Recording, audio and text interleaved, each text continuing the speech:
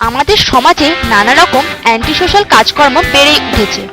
ভারতবর্ষে এখনো অনেক জায়গা আছে যেখানে মহিলাদের বাড়ির বাইরে বেরানো তেমনভাবে নিরাপদ নয়।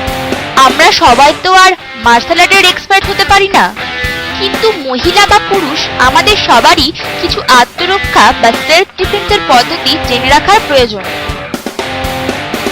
সেগুলো আমাদের তখনই অ্যাপ্লাই করার প্রয়োজন যখন আমাদের কাছে আর অন্য কোনো উপায় থাকে না, অর্থাৎ সেখান থেকে পালিয়ে যাওয়া বা ওই পরিস্থিতিকে এড়িয়ে যাওয়ার কোনো সুযোগ থাকলে সেটাই আমাদের আগে করা দরকার।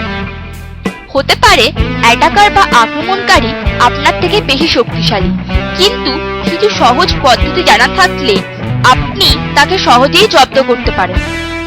আপনার আঙুল দিয়ে আক্রমণকারীর চোখে আঘাত করুন বা করার চেষ্টা করুন, এতে সে নিজেকে বাঁচাতে চাইবে ও আপনি সেখান থেকে পালিয়ে যাওয়ার সময় পাবেন।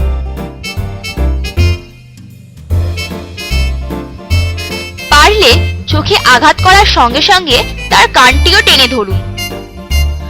আক্রমণকারীর চোখে থুতো ছুটতে পারেন, এতে আপনি আরো কিছুক্ষণ টাইম পেতে পারেন সেখান থেকে পালিয়ে যেতে।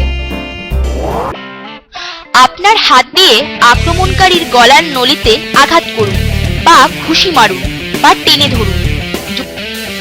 যদি আপনার সুযোগ থাকে তাহলে আপনার কনুই দিয়ে তার গলায় আঘাত করার চেষ্টা করুন।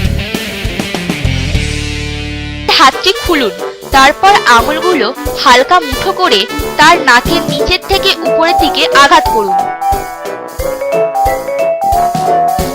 আমাদের নাক এমনভাবে তৈরি এতে নাক থেকে রক্ত বেরানোর সম্ভাবনা থাকে ও এর ফলে চোখ দিয়ে জল বেরিয়ে যায় ও কিছুক্ষণ চোখে অন্ধকার দেখায়।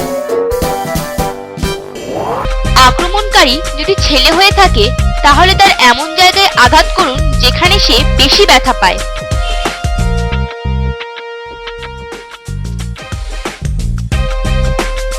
পারবেন প্রয়োজনের থেকে বেশি চিৎকার করুন, এতে আক্রমণকারীর মনে ভয় হয় যে কেউ আপনার সাহায্যে চলে না আসে বা আপনাকে কাবু করা সহজ নয় ভেবে সেখান থেকে চলে যেতে পারে। মনে সাহস রাখুন ও এমন একটি অ্যাটিটিউড রাখুন যে আপনি একাই 100। যদি আপনাকে হেল্প করার মতো কাছাকাছি কেউ না থাকে, হেল্প চিৎকার করার থেকে তাকে আপনি সাহস দেখিয়ে দূরেই থাকতে বলুন। স্টেপ 8, এই জিনিসগুলো অভ্যাস করতে আপনি কোনো সেলফ ডিফেন্স কোর্সেও ভর্তি হয়েও এগুলি প্র্যাকটিস করতে পারেন। এগুলি হলো কিছু সিম্পল স্টেপ যার থেকে আপনি নিজেকে আত্মরক্ষা করতে পারেন এবং কিছু দুষ্টু বা বদমাইশ লোকেদের হাত থেকে নিজেকে বাঁচাতে পারেন।